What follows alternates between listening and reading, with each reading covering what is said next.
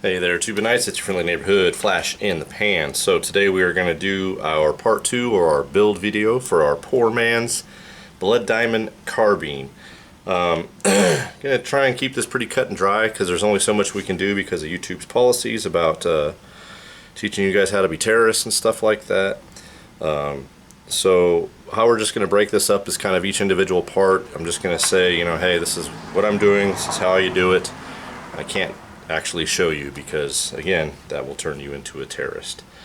So probably going to start off pretty easy because the flashlight's going to take a little dremeling, a little more extra work. So we're probably just going to start off with the carry handle Picatinny mount, which is very simple, or I assume it is. So to my knowledge, all you do is take this piece, you stick it down inside the hole that is there for, where'd it go? There you go. Little hole right there in your carry handle. You tighten the knob that comes with it. We will be using Loctite, of course. I usually use blue. It seems to work fine, no big deal. There's two other screws in this package, and there's actually two other holes. Can you see those? Yeah, there you go. In the Picatinny rail.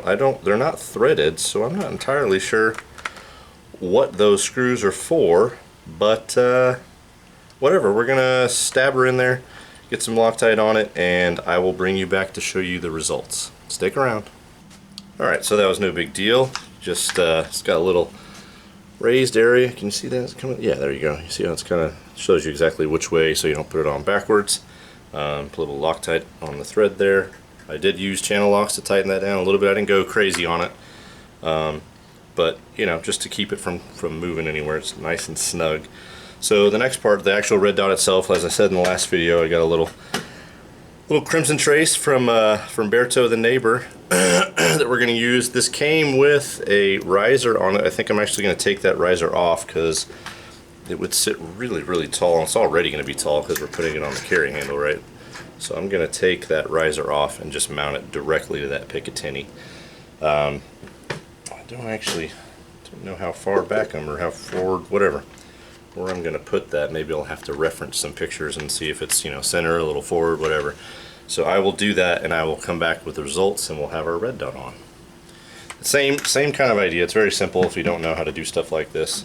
Usually, in this case, they're Allen heads. You just loosen these up, and then so you can look at the riser right now. So you loosen these two screws up, and that makes this piece loose, and that allows you to then attach it onto the Picatinny itself like thusly. Alright.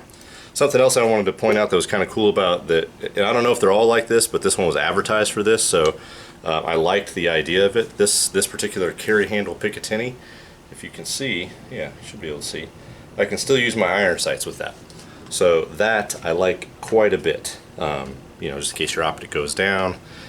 That way you're not just looking cool, that your iron sights are still functional. Anyways, alright, I'm going to mount our red dot, and I will bring you back. Okay, so all the pictures I saw, it showed kind of the center-ish of the red dot being just forward of the little knurl that you used to tighten that rail down, so that's kind of what I did with this one. Obviously, it's not going to look quite the same because the aim point they were using pretty much takes up this whole rail. So it's not, again, poor man's Blood Diamond Carbine. So that is on there. We have that Loctited as well. Shouldn't go anywhere. It's pretty comfortable shooting. It's as a lot of other people have talked about, when you're doing something like this, when you're mounting anything that high, it's more of a chin weld than a true, when you get down on the irons, that's a pretty solid cheek weld, but when you're doing the red dot, it's about there. So it's chinish, chin weld. It's fine, it'll be fun. So next part is going to be the difficult one. So as we discussed right here, this is where this particular piece of Chinesium is supposed to go. I tried to find, I spent a fair amount of time. It's so close, so close. Just a little bit of dremeling, just a little bit. I spent a lot of time trying to find something that would fit just so in there. And I saw, I went on various websites, and of course there's options that are probably made more specifically for that, for that particular gap there.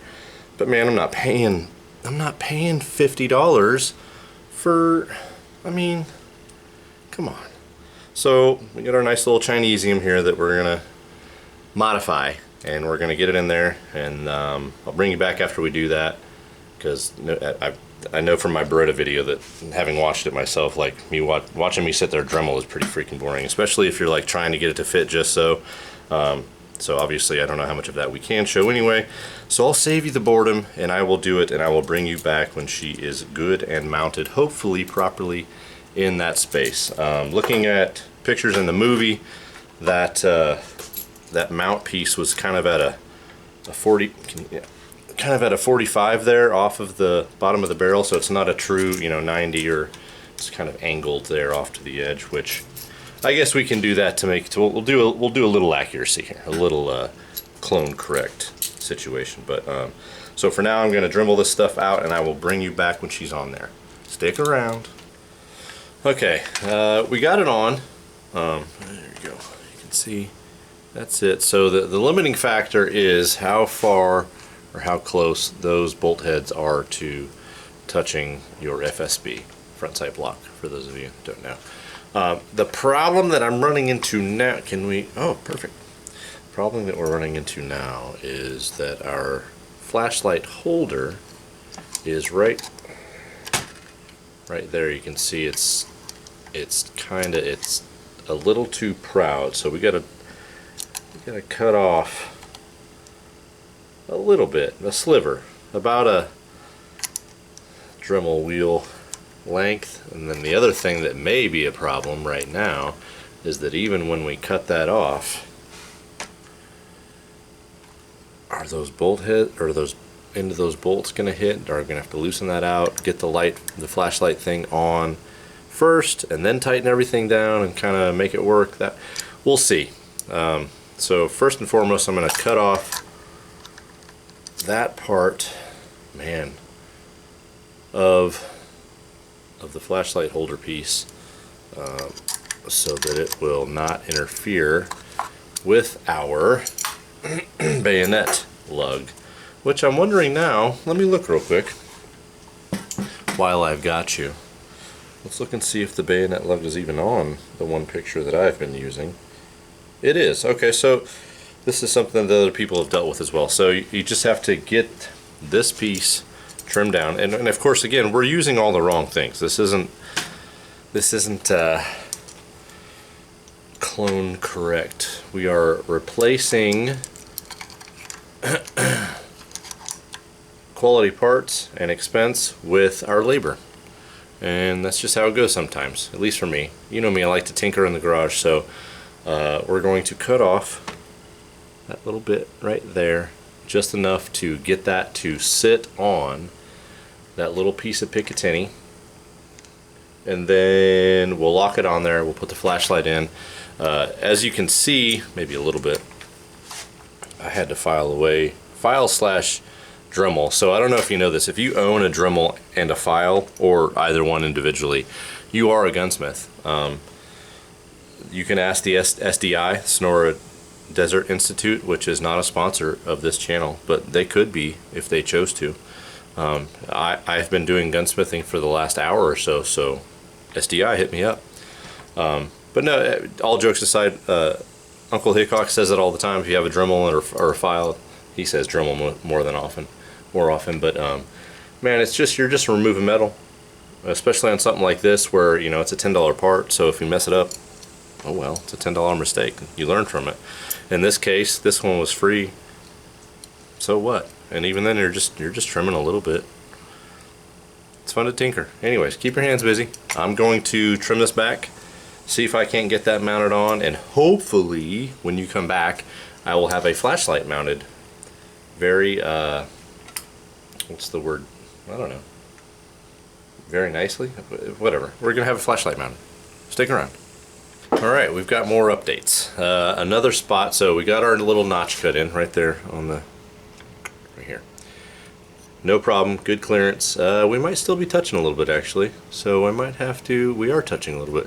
I'll have to take a little more off there, but also if you look down here where our sling swivel is, yeah, you can see that. This is hitting our sling swivel part as well. The sling swivel itself may have to come out entirely, because if you will look down the barrel of our flashlight holder, you can see that the sling swivel is in the way. So once again, live, let's take a look at our reference picture that is over here. And yeah, the sling swivel is gone. I am using pretty much using administrative results picture, and you can see that sling swivel is gone. So we will have to probably cut that bad boy out of there, which is unfortunate, because I mean, sling swivels don't do anything wrong. They're good people, but it is what it is, right? So I'm going to cut that out, give a little more space for everything involved, and then I'll bring you back. I'll show you, hopefully, the flashlight installed and functioning. Stick around. We got updates. All right. So we got her on there. Those little notches, as you can see, got her out of there. I was actually able to drill out the pin that was holding in our sling swivel, so we saved our friend for future use, maybe, I don't know. The one thing I'm noticing now is, looking right here on our mount, is I think very much so, man, you'd have to be here. Maybe you can see it on camera, I don't know. Like, our flashlight isn't quite parallel, not perpendicular, parallel with our barrel. It's a little, just a smidge wonky. So what I'm probably gonna do, this will all be off camera at this point, because like this, you guys are just drowning in details at this point.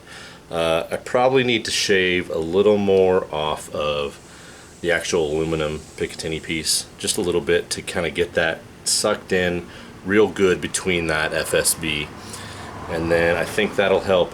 We are touching right here on the handguard, so I may even go so far as to Dremel those out, and maybe that's why they had the slimmer handguard for these back in the day as well. So I will do all of that, and then I will bring you back and show you the results, if there are any. Maybe none of this will make any difference whatsoever, but we not perspire. Well, I am perspiring because it's Texas. Whatever. Persevere, that's the word. We will persevere. So stick around, and I will bring you back for results. All right, we're looking pretty good. So let's look at our gap here. I think that looks pretty parallel to me. I think we're looking all right. Activate, no problem. We are going to get the tail switch. There's a tail switch for that will go around, kind of like the OG. I think it's activated on top. But as we sit, the really only thing left to do is to pull off that muzzle brake and get us ready for our have yet to arrived moderator from good old Palmetto State. So I will probably, I'm going to go ahead, in preparation for that, I'm going to pull off this muzzle brake and get us ready to add our moderator. All of this, at least this, the flashlight stuff, is going to have to be, I'm going to pull it apart before we paint, and I'm going to give it a fresh coat, because I mean, I've got a lot of bare metal on that, which isn't a big deal, especially if you're going to paint it anyway, but I just want to make sure that I get all the creaks and crevices, even though you know, the majority of this particular part is aluminum, but this piece back here, that is steel. I want to get that nice and coated well, so that we don't get any rust down the road. This is coming together very nice. I'm enjoying this. This is fun. This is going to be a cool little pistol, and coming together well. Alright, so I'm going to turn you guys off. I'm going to try and get this muzzle piece off, and when our moderator arrives, I will attach it, and then I will bring you back. So, as always, stick around. Okay, so we've got our flash hider, our bird cage off. I'm leaving the washer on there. I don't know if I'm supposed to do that or not, but that's what I'm going to do. We got our TIA flash hider slash moderator from Palmetto State. It looks very cool. It's kind of not matte. It's almost not not parkerized as well, but it's close. But just a, you know, a dull gray kind of blackish finish. Anyways, I've already tried a quick test fit on this, and one thing I know for sure is that I need a tool. I think the AR tool I don't have, so to bypass that, I'm going to use my channel locks and a piece of leather to clamp this down, so that the first time I go to the range it will slowly spin loose and fall off. Seems like a good plan. No, the Palmetto one, or the A2 that was on there, wasn't on there very hard, so I'm not excitedly worried.